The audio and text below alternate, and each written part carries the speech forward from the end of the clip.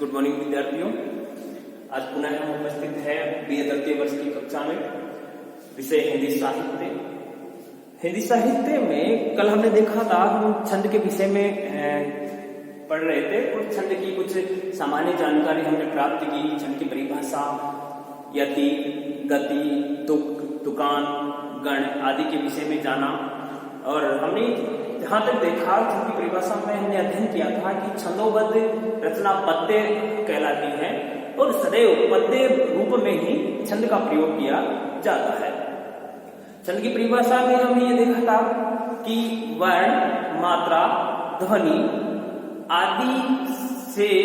आदि के कर्मबद्ध या आदि से कर्म में बंधी हुई रचना, जिसमें यति, गति, तुक, तुकांत, गण आदि आबद्ध हो, जो कविता के लय और प्रभाव को बढ़ाती है। अर्थात ये कह सकते हैं कि यति, गति, तुक, तुकांत आदि से बंधी बंधाई रचना जो कविता में उसकी संगीतात्मकता, उसके प्रभाव, उसकी ला में एक आनंद प्रदान करती है, प्रभाव उत्पन्न करती है, तो वो छंद कहलाती है।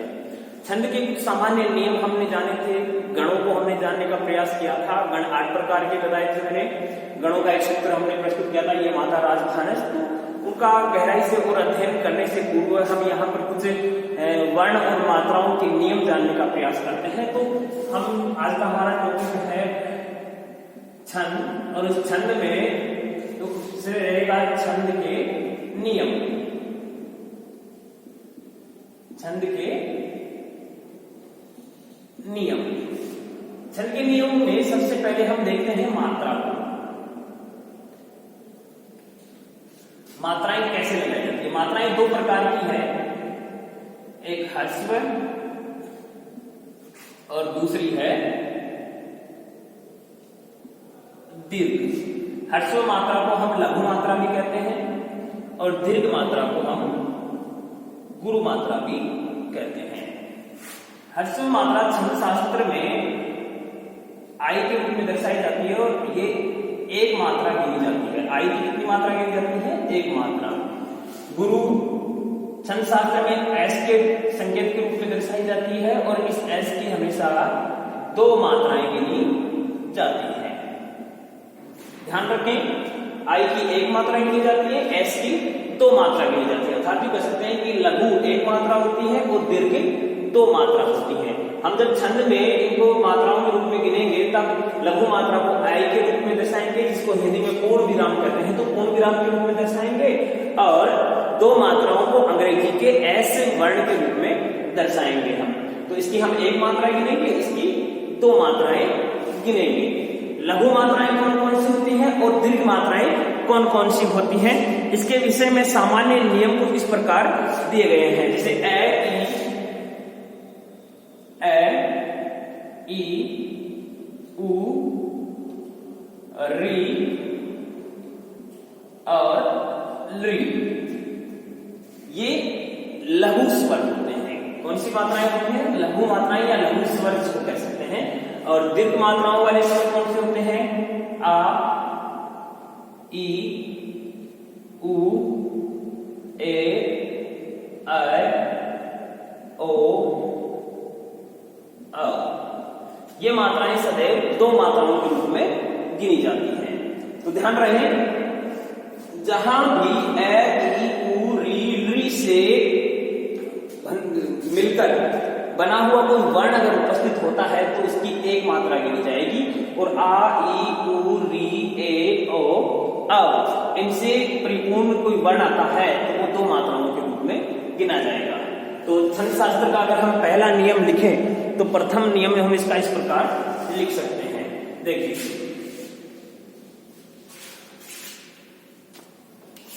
प्रथम नियम ए, ई, उ, री, ली आदि लघु स्वर मात्राएं होती हैं, जिन्हें लघु आई या इसको कह सकते हैं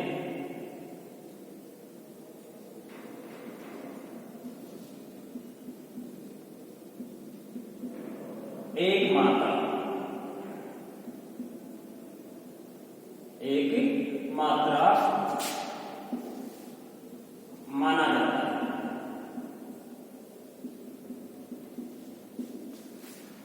जिन्हें एक मात्रा माना जाता है। दूसरा हम देखते हैं आ, ई, उ, ए, ऐ, ओ, अ आदि गुरु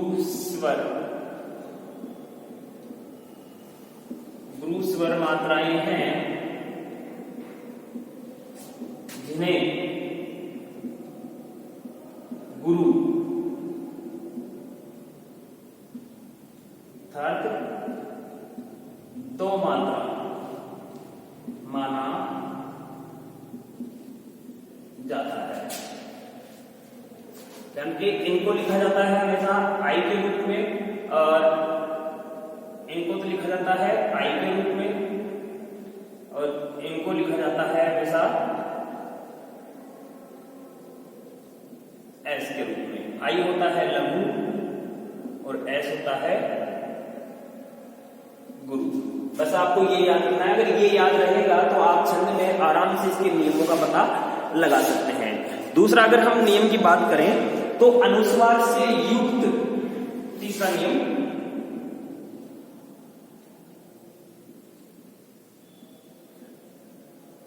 अनुस्वार से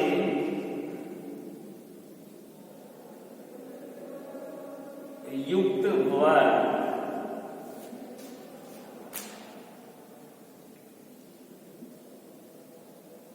गुरु माना जाता है। अनुस्वार से युक्त वर्ण गुरु माना जाता है। जैसे हंस, हंस में देखिए है के ऊपर क्या लगा हुआ है, अनुस्वार लगा हुआ है। तो है के ऊपर अनुस्वार है तो हंस में है क्या होगा, ये दिखने में छोटा है लेकिन अनुस्वार आ जाने के कारण गुरु माना। या एक दो उदाहरण देखिए, हंस में है, कंस में कै,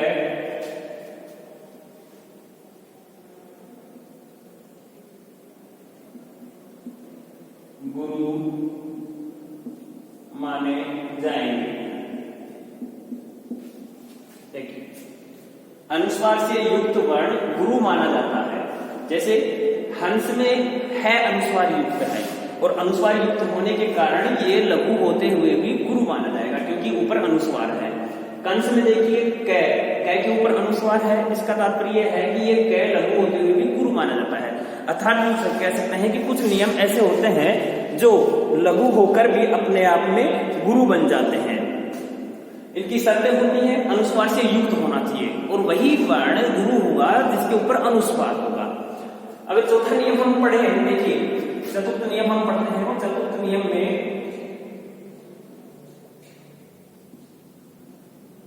विसर्ग से पूर्व वाला वर्ण, विसर्ग से पूर्व वाला वर्ण गुरु होगा। कैसे? जैसे देखिए, विसर्ग, विसर्ग से कौन कई शब्द आते हैं हमारे सामने, कुछ शब्द। हमने एक शब्द लिखा दुख, ये शब्द लिखा, इस शब्द में विसर्ग कहां है?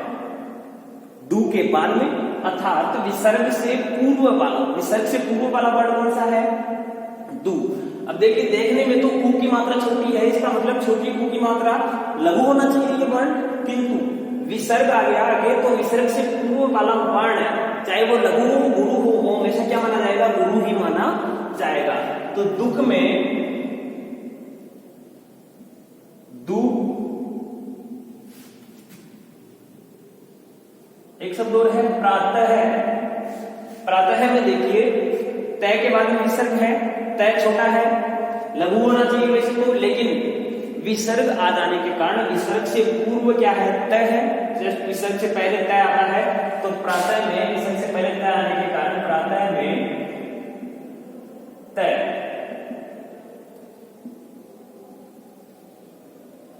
तय वर्ण गुरु होगा। गुरु का मतलब बड़ा हो जाएगा। इस प्रकार से ये कुछ नियम है। तीसरा पांचवा नियम हम पढ़ते हैं। पांचवें नियम में हम कह सकते हैं कि संयुक्त व्यंजन,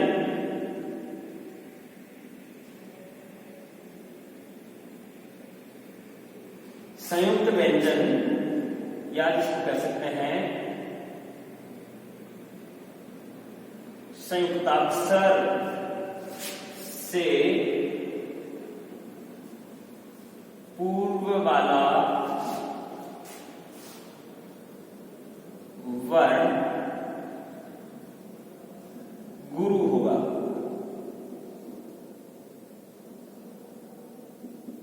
जैसे देखिए संयुक्ताक्षर से पूर्व वाला वर्ण गुरु होगा। संयुक्त व्यंजन, संयुक्ताक्षर, संयुक्त व्यंजन, संयुक्ताक्षर ऐसे व्यंजन या कह सकते हैं ऐसे अक्षर जो दो या दो से अधिक व्यंजनों से मिलकर बने होते हैं, वो संयुक्त व्यंजन होते हैं या संयुक्ताक्षर होते हैं। तो दो या दो से अधिक के व्यंजनों से मिलकर बने हुए संयुक्त व्यंजन होते हैं, संयुक्ताक्षर होते हैं। उनसे पहले आने वाला वर्ण सदैव क्या होगा, गुरु माना जाएगा। जैसे कि हमने एक शब्द लिखा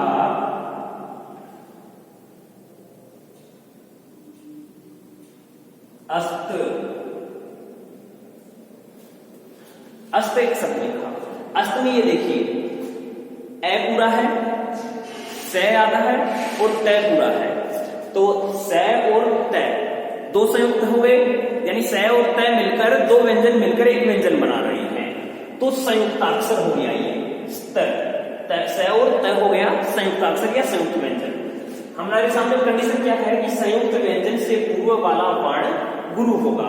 तो संयुक्त व्यंजन से पूर्व वाला वर्ण कौन सा है, ए। दिखने में ए वास्तव में लघु है, लेकिन संयुक्त व्यंजन से पहले आया है, इसलिए अपनी कंडीशन के अनुसार ये क्या हो जाएगा, गुरु हो जाएगा। तो अस्त में ए तथा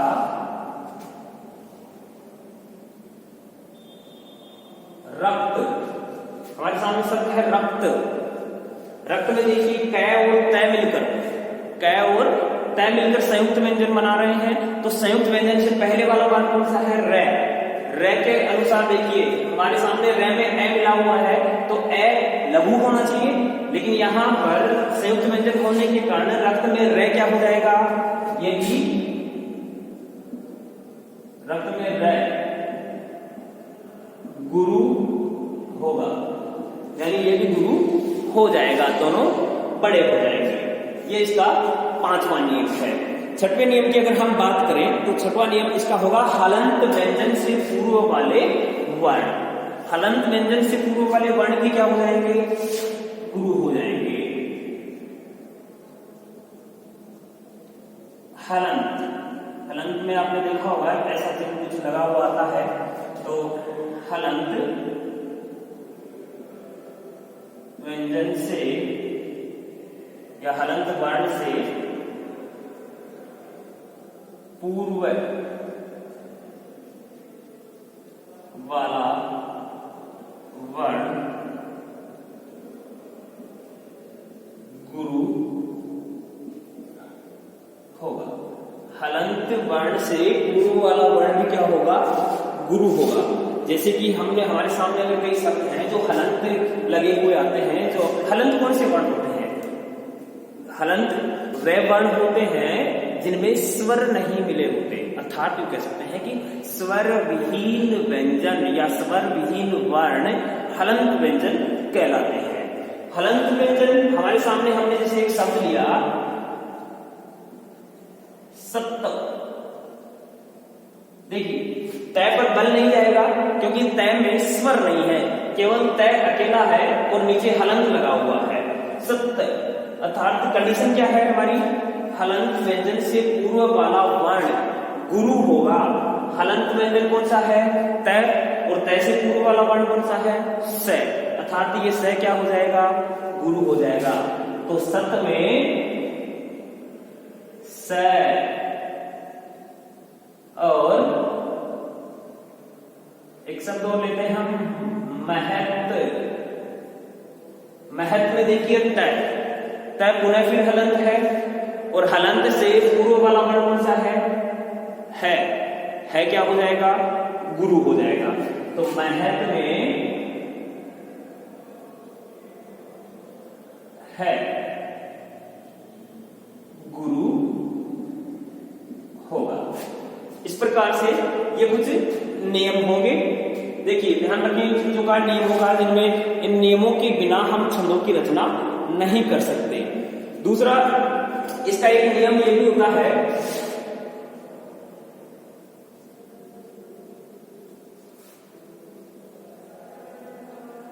आवश्यकता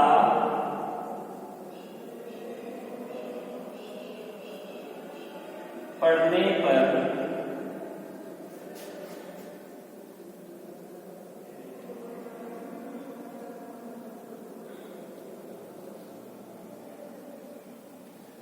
छंद के अंत में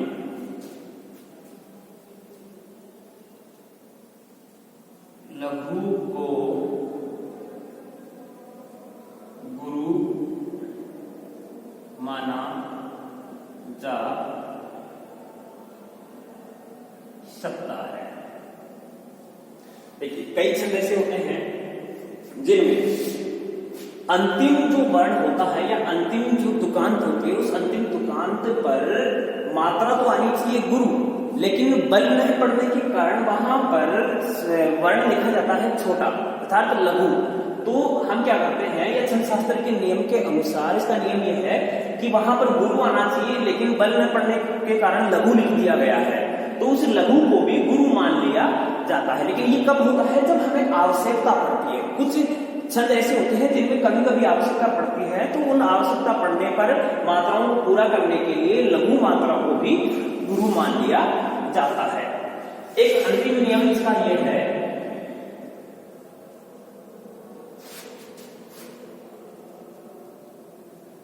चंद्र बिंदु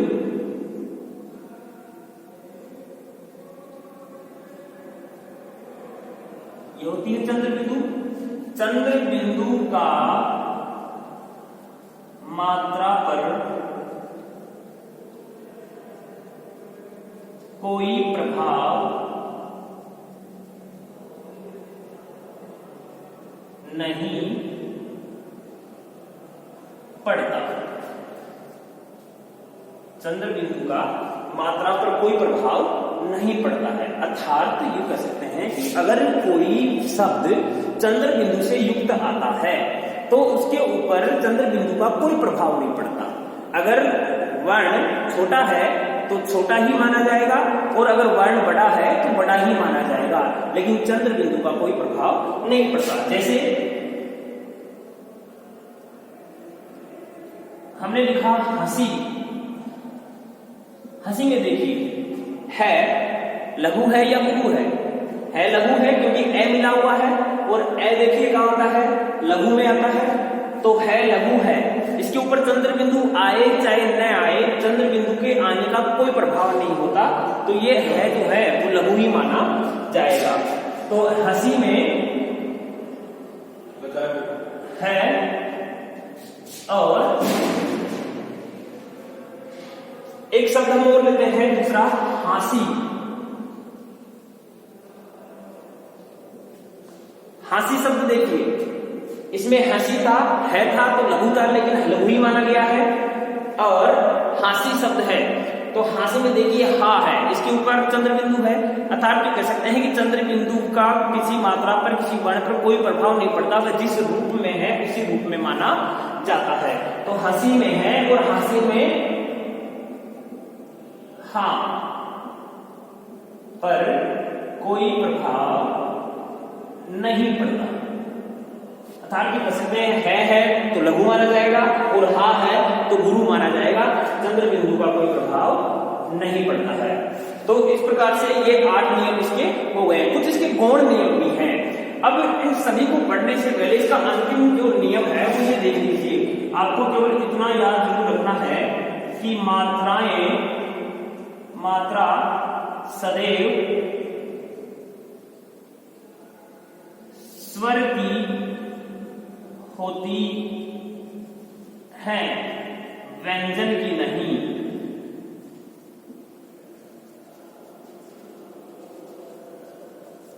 मात्रा सदैव स्वर की होती है, व्यंजन की नहीं। अर्थात ये कह सकते हैं कि जब भी हम छंदों की गणना करेंगे, छंदों के चरणों पर मात्राएं हम लगाएंगे तो उनमें हमें इतना ध्यान रखना है कि उनमें मात्राएं सदैव स्वर की लगाई जाती है, व्यंजन की नहीं लगाई जाती। तो ये कैसे होगा, इसका अध्ययन हम अभी करते हैं। तो ये सामान्य नियम जो आप साथ में नोट्स उतारते जाइए और लिखते जाइए। कुछ नोट्स आपको लिंक के माध्यम से भेज दिए जाएंगे। तो गौण नियमों को हम देखते हैं और इसके गौण नियम क्या है।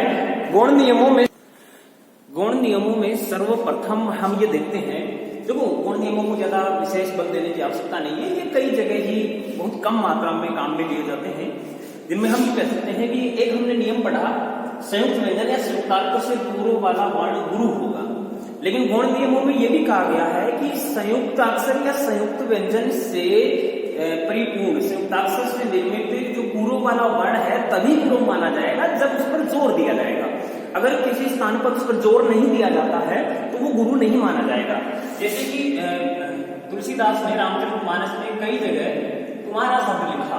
अब जब हम तुम्हारा शब्द का उच्चारण करते हैं तो इस तुम्हारा शब्द में देखिए मैं और है संयुक्ताक्षर, उस संयुक्ताक्षर से पूर्व वाला वर्ण नियम के अनुसार क्या होगा, संयुक्त वर्ण से पूर्व वाला वर्ण क्या माना जाएगा, गुरु माना जाएगा।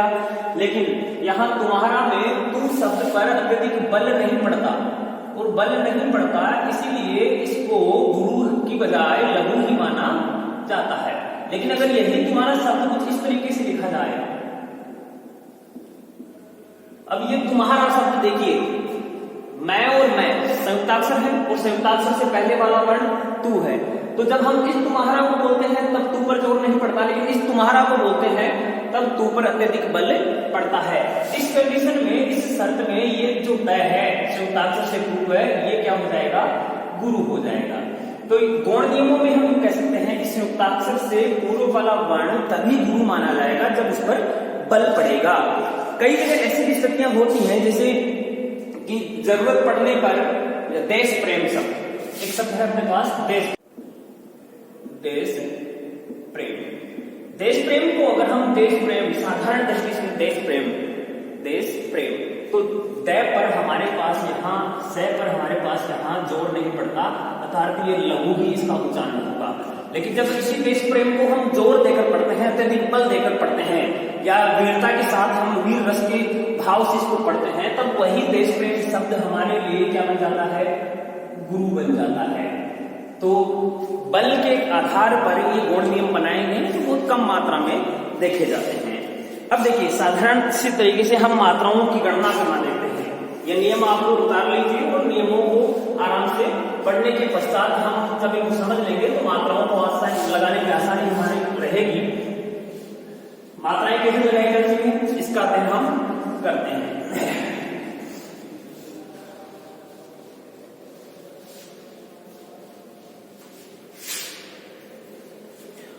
वर्ण और मात्राओं की गिनती। वर्ण एवं मात्राओं की गिनती।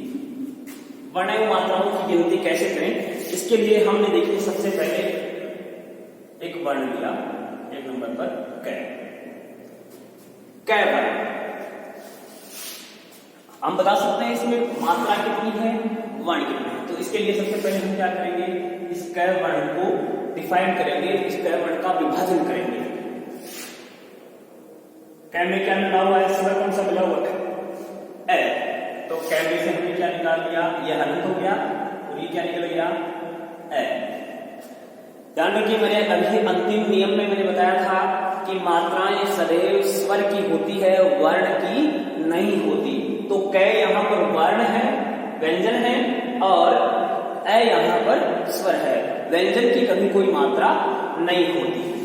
तो हम सामने इसमें लिख सकते हैं, इसमें वर्ण कितने हैं, एक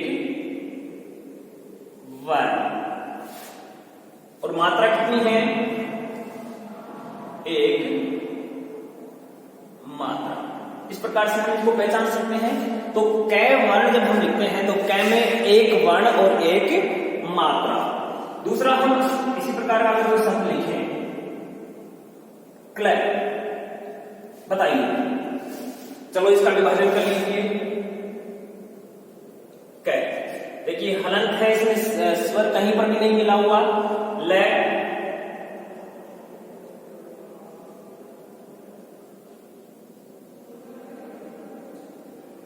और ए, ये मिला हुआ है। तो इसका हम कह सकते हैं सीधा सा कि इसमें वर्ण कितना है, जो स्वर के साथ स्वर युक्त जो होगा वही पूरा वर्ण होगा। हलंत वर्ण कभी भी गिना नहीं जाता है, हलंत वर्ण कभी भी नहीं गिना जाएगा। जो स्वर के साथ मिला होगा, देखो कै के साथ ए मिला हुआ है तो कै पूरा वर्ण माना गया है। यहाँ पर कै के साथ ए नहीं है, ले के साथ ए है, तो कै के साथ ए नहीं है, इसका मतलब ये स्वर विहीन वर्ण है, स्वर विहीन व्यंजन है। और स्वर विहीन व्यंजन वर्ण में नहीं गिना जाता। वर्ण वही होता है जो स्वर और व्यंजन से मिलकर बनता है। वर्णों की परिभाषा हमने प्रारंभ में पढ़ी होगी, जब हम 11th और 12th क्लास में अध्ययन करते हैं, फर्स्ट ईयर में हम पढ़ते हैं, तब हमें बताया जाता है कि वर्ण वह होता है जो स्वर और व्यंजन से मिलकर बनता है।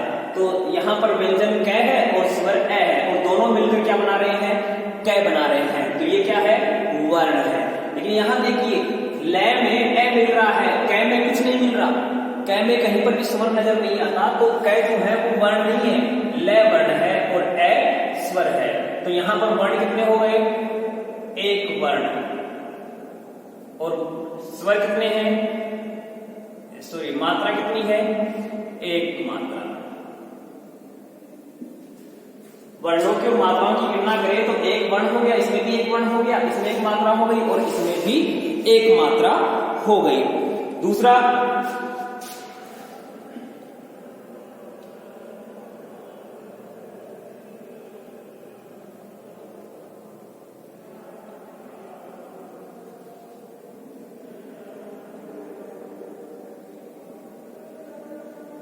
स्थान, एक शब्द हमने लिखा स्थान।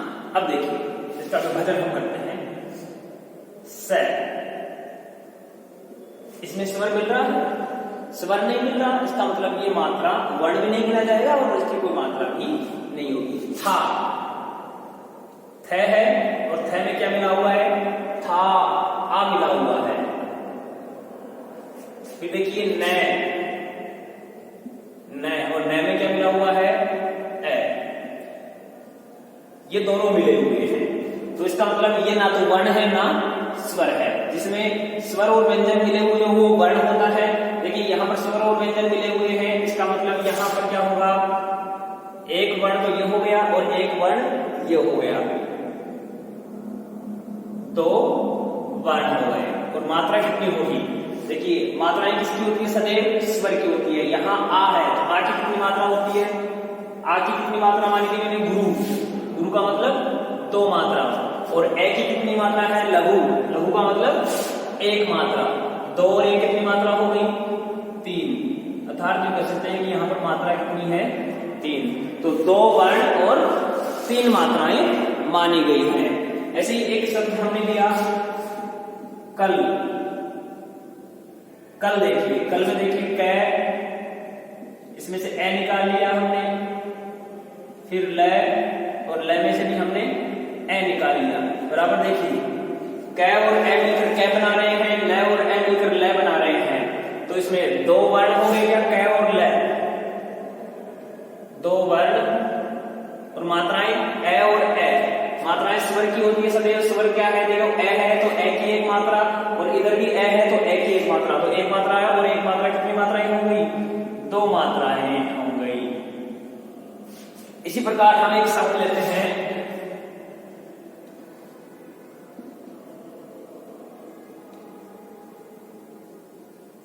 स्वास्थ्य। देखिए अब स्वास्थ्य शब्द बड़ा कठिन है, लेकिन इसमें जब हम वर्ण और मात्राएं निकालेंगे तो क्या होगा इसका? देखिए स्वास्थ्य में स निकालिए, फिर वा का मतलब वह और आ, स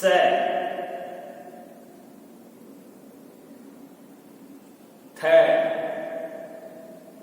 आधा आधा है, हलंत हलंत है, य ये और यानी ये पूरे पूरे वर्ण है, बाकी सब आधे आधे वर्ण है। स और थ, स और थ आधे हैं, बाकी वा इसमें आ की मात्रा मिली हुई है, य इसमें ए की मात्रा मिली हुई है। तो अगर हम देखें तो जो मैंने अभी बताया कि जो वर्ण स्वर से युक्त होगा वही पूर्ण वर्ण माना जाएगा। तो स्वर से युक्त कौन सा है? वह है। तो एक वर्ण तो ये हो गया, और एक वर्ण स्वर से युक्त कौन सा है? यह है, तो एक वर्ण ये हो गया। तो इसमें वर्ण कितने हैं? दो वर्ण है। और मात्राएं कितनी है? देखिए मात्राएं कितनी मानेंगे हम? मात्राएं सदैव किसकी होती है? स्वर की होती है। तो स्वर क्या है यहाँ पर? और कहीं भी स्वर आ रहा है क्या नजर? दो स्वर है, एक आ और एक ए। तो आ की मात्रा मानी जाती है गुरु अर्थात दो, और ए की मात्रा मानी जाती है लघु अर्थात एक। तो दो और एक तीन, मात्राएं कितनी हो गई? तीन मात्राएं हो गई। तो इस प्रकार से हम इनका अध्ययन कर सकते हैं। तो जब हम इनका अध्ययन करेंगे तब हमें इनका धीरे धीरे सभी मात्राएं लगाना, सभी वर्ण लगाना हमें पता चल जाएंगे। बाकी छंदों का विस्तार से अध्ययन करेंगे हम अगली कक्षा में।